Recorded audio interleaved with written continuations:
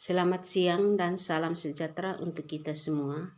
Kembali lagi bersama saya atas nama Margarin C. Kalinganda akan mempresentasikan materi tentang bagaimana nilai dan norma konstitusional Undang-Undang Dasar Negara Republik Indonesia tahun 1945 dan konstitusionalitas ketentuan perundang-undangan di bawah Undang-Undang Dasar. 1. Dalam arti sempit, konstitusi merupakan suatu dokumen atau seperangkat dokumen yang berisi aturan-aturan dasar untuk menyelenggarakan negara. 2. Dalam arti luas, konstitusi merupakan peraturan baik tertulis maupun tidak tertulis yang menentukan bagaimana lembaga negara dibentuk dan dijalankan. 3. Konstitusi mengandung permulaan dari segala peraturan mengenai suatu negara. 4. Konstitusi adalah seperangkat aturan atau hukum yang berisi ketentuan tentang bagaimana pemerintah diatur dan dijalankan.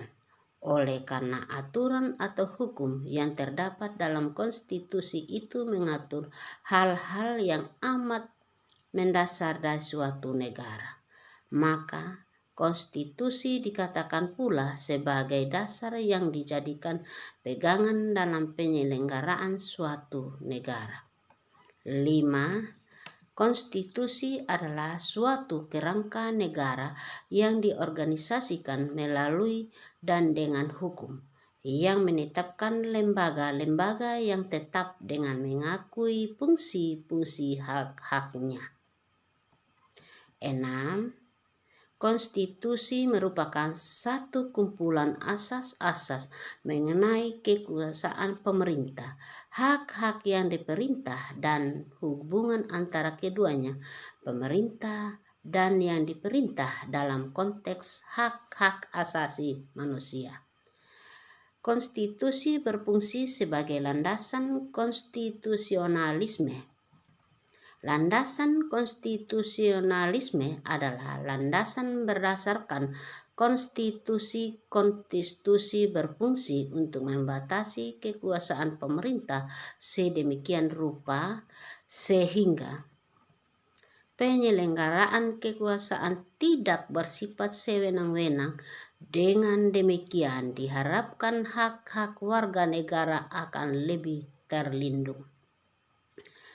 Konstitusi berfungsi yaitu 1.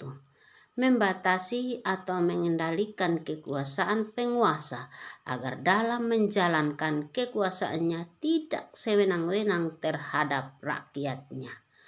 2. Memberi suatu rangka dasar hukum bagi perubahan masyarakat yang dicita-citakan tahap berikutnya. 3. Dijadikan landasan penyelenggaraan negara menurut suatu sistem ketatanegaraan tertentu yang dijunjung tinggi oleh semua warga negaranya. 4. Menjadi hak-hak asasi warga negara.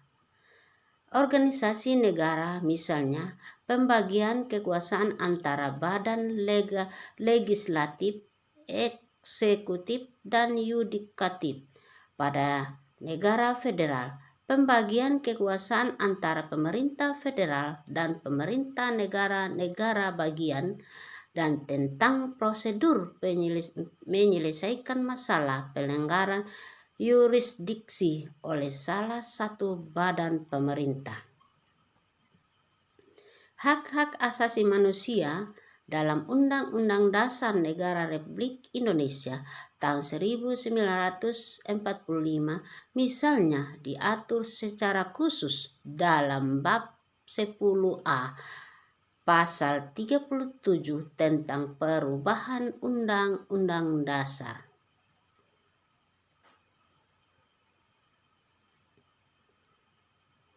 Prosedur mengubah Undang-Undang Dasar Negara Republik Indonesia tahun 1945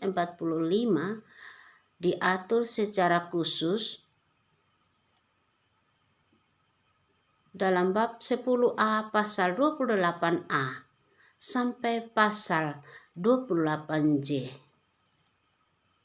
Ada kalanya memuat larangan untuk mengubah sifat tertentu dari Undang-Undang Dasar dalam Undang-Undang Dasar Negara Republik Indonesia tahun 1945, misalnya diatur mengenai ketetapan bangsa Indonesia untuk tidak akan mengubah bentuk negara kesatuan Republik Indonesia di pasal 37 ayat 5.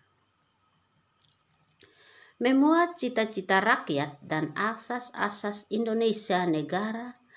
Ungkapan ini mencerminkan semangat spirit yang oleh penyusun Undang-Undang Dasar ingin diabadikan dalam undang-undang sehingga mewarnai seluruh naskah Undang-Undang Dasar itu. Sekiranya sekian dan terima kasih. Shalom.